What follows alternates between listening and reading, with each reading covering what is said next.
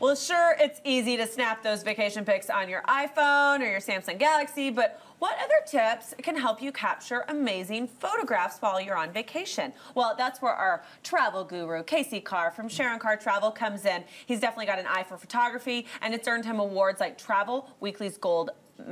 Gold what? What is Magellan. Magellan. And he's got some great photo opportunity ideas for your next getaway. Wow, and I haven't even been drinking.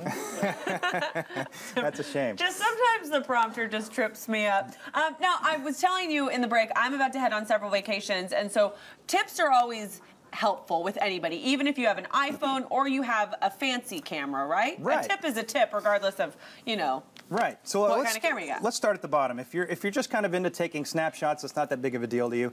There's hundreds of snapshot cameras that you can go with, but really all the power that you need is right there in your pocket, in your iPhone or in your Samsung. Like you mentioned, Samsung shoots 4K. I heard that I kind of want to get a Samsung Galaxy just for the camera, because I heard the camera on those things is better than the iPhone camera. It's stunning. It's cinematic. It's absolutely unbelievable what you can do, and especially with the iPhone. And the iPhone actually takes these incredible panoramic shots like this one on TV I just shot in Vail over the weekend. This incredible panoramic feature. It's so cool. And so you can do all these crazy things with the iPhone. It's really all you need if you're just looking for a snapshot So camera. we really shouldn't underestimate our iPhone, because they have a lot of cool features, and I feel like there's a lot of great, being a blogger, like I've taken advantage of a lot of the really great apps that help edit your pictures as well. Exactly. Instagram is fantastic, and you can share everything right from your phone.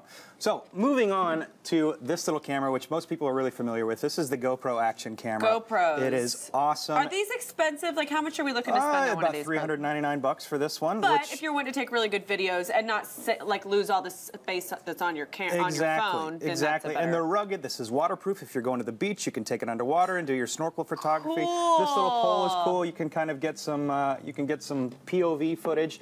And this little rig that I've set up here, this is actually an IKEA timer. I've slapped this GoPro on top. GoPro has a time-lapse function. So if I put this down and turn it, it'll tick all the way back, and it'll capture this kind of smooth time-lapse until it gets back there. Oh, cool. And that's what you just saw on TV, a little GoPro time-lapse. That's what it does. It's pretty cool. So these are great, extremely powerful cameras if you want to step it up a little bit if you're doing a little bit of filmmaking on your travel. So moving up to the next level is the DSLR cameras. This is a lower end. This is a T1i. It's basically an introductory level. It's about $1,000 for this. Like I have a Canon TI Rebel. Perfect. And that's been great. I mean, that's what I use for my vlog. I've bought different lenses for it, but it's great for travel because I feel like even somebody that's kind of camera dumb can like use, like I can hand it to anybody. Absolutely. And it's very easy to like do a point and click. Right, you can, it's set up right out of the box. You can just point it and shoot, and it's absolutely fabulous. And you get stunning really photos. beautiful pictures. Beautiful pictures and beautiful video actually from this camera as well. And if you want to go all the way up, this is the sort of the Cadillac of the prosumer DSLRs. This is the Canon 5D Mark III. They make Hollywood films on this. They shoot B-roll for the Avengers, for Black Swan. I know when we shot Courtney Loves Dallas, that's what they used. Exactly. So to shoot a lot of the stuff. It's just incredible what you can capture on that. And how much are we looking to spend on those? For something like this, this is an expensive rig. You're looking at probably around $5,000. But if you're somebody that travels a lot, it might be worthwhile. Yeah, it might be worthwhile. And this one you can get out for about $1,000, and you can do almost the same thing. This is a monopod. This is probably more than everybody needs. It's mostly for film, but it's really great to have one of these. You can pick a thin one up at Walmart or something like that for $30. Stabilizes your footage. Do your audience a favor if you're shooting video. Stabilize your footage because and you've it's hard taken to some watch. really beautiful pictures that we have, I think, footage of. Yes, yes. That when it comes to just some great tips on symmetry. Yeah, yeah. When we're maybe trying, because people sometimes aren't the best aim. I've handed a stranger my camera before and been like, will you take a picture of me? And like, I'm way over here on the left, and they got like the parking lot. Sure, and maybe half of your face is cut off like that. So yeah, let's talk a little bit about composition. There's some different things that you can do to make your pictures just a little bit more interesting. Symmetry is really wonderful if you've got something.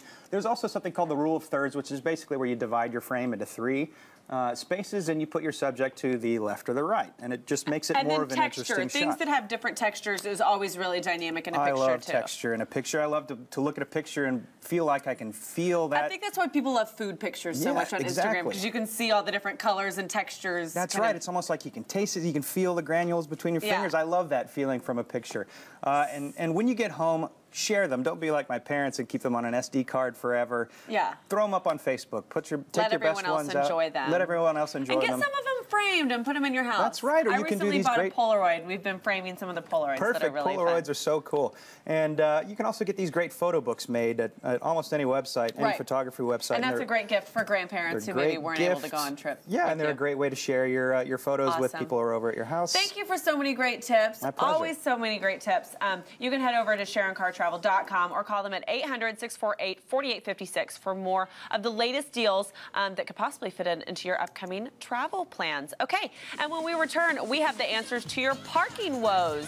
Why not catch a ride on DART's Pretty in Pink D-Link bus? You'll be able to explore downtown Dallas, historic Oak Cliff, and everywhere in between. And best of all, it's free. Stay tuned for all these fun details. That's coming up next. Now, the time has come for you to get up.